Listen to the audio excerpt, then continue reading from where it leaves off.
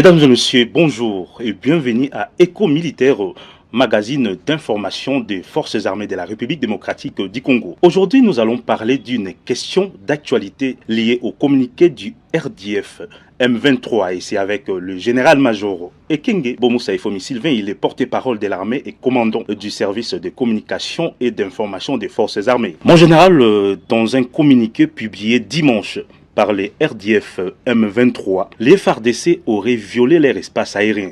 Il s'agit là d'un aéronef des FARDC qui aurait survolé les zones sous leur occupation. Et selon les points focaux communication de ces mouvements rebelles, cet acte constitue une violation du cessez-le-feu tel que voulu par le processus de Luanda et une provocation.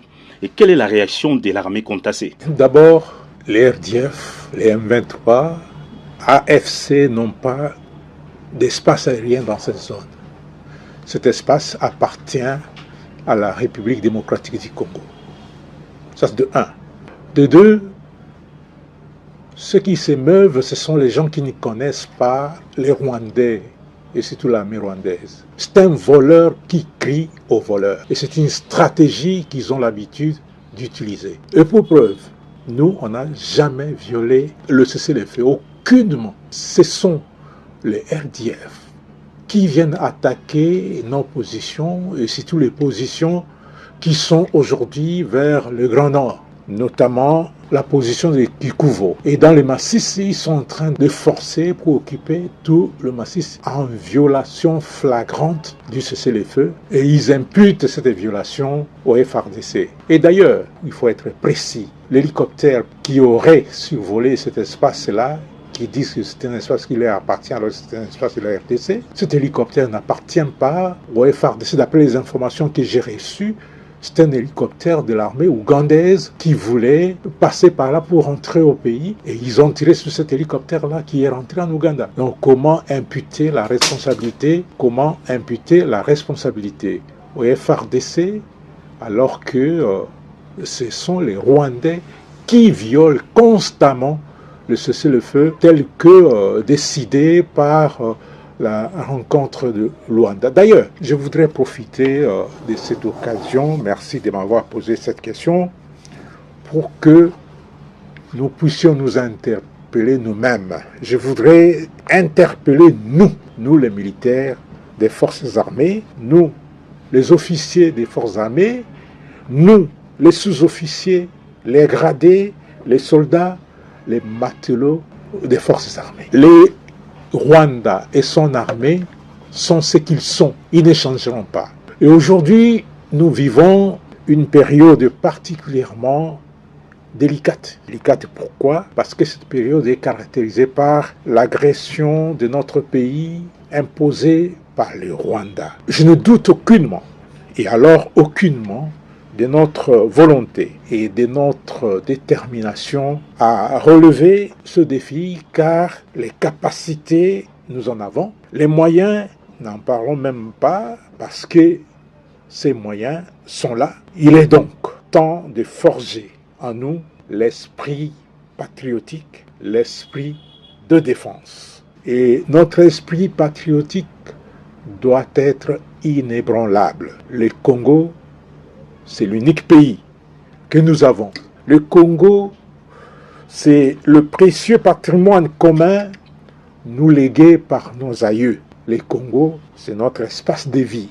Le Congo, c'est notre raison d'être. Le peuple congolais attend de nous, défenseurs de la nation. Le peuple congolais attend de l'armée, socle de l'unité nationale, la défense de l'intégrité territoriale de notre pays, la défense de nos frontières. Le peuple congolais attend de nous que nous puissions tout mettre en œuvre pour récupérer tous les espaces que nous avons perdus.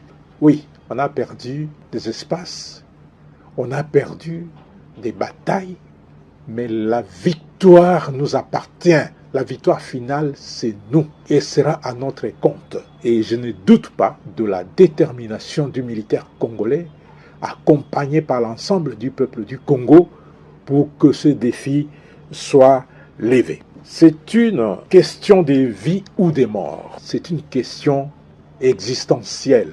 Donc, nous devons tout mettre en œuvre pour que tout ce qui a été perdu comme espace soit récupéré, que nous ramenions la guerre d'où elle est venue. Où la RDC existe comme un État, comme une nation avec ses 2 345 410 km², où le Congo disparaît de la carte de l'Afrique et nous devenons esclaves des Rwandais. Tel que je connais les militaires congolais, tel que je connais le peuple congolais, cette deuxième hypothèse n'arrivera point. Elle n'arrivera jamais. Battons-nous. Sous l'impulsion du commandant suprême de notre armée, l'accompagnement du gouvernement de la République démocratique du Congo et les commandements du chef d'état-major général des forces armées, toute la posture militaire a été mise en place pour nous rendre capables de faire face à toutes les éventualités. Luttons pour la nation, levons-nous, combattons, défendons notre pays jusqu'à la dernière goutte de sang.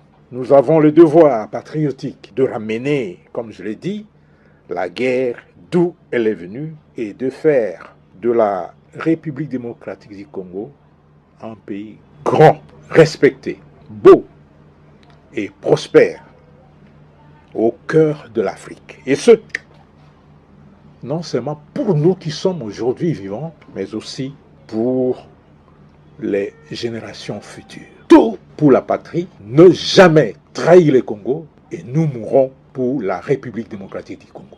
Défendons nos pays jusqu'à la dernière goutte de sang, c'était là les propos du général-major Ekenge Bomoussaïfomi Sylvain, qui constitue aussi une réplique sur le communiqué d'IFM 23, et c'est ici que prend fin la chronique des forces armées de la République démocratique du Congo, qui a été diffusée sous la coordination du général-major Ekenge Bomoussaïfomi Sylvain, supervision du général de brigade Batabombia Panza Jean-Daniel, le sous-lieutenant Dexter était à la présentation, le lieutenant-colonel Bosso Lissassi Freddy, le lieutenant Nabandi Dieudonné, le sous-lieutenant Trésor Silovang et le lieutenant Kakessa a été à la réalisation, à la prise de son et la prise de vie de ces chroniques. À la prochaine occasion.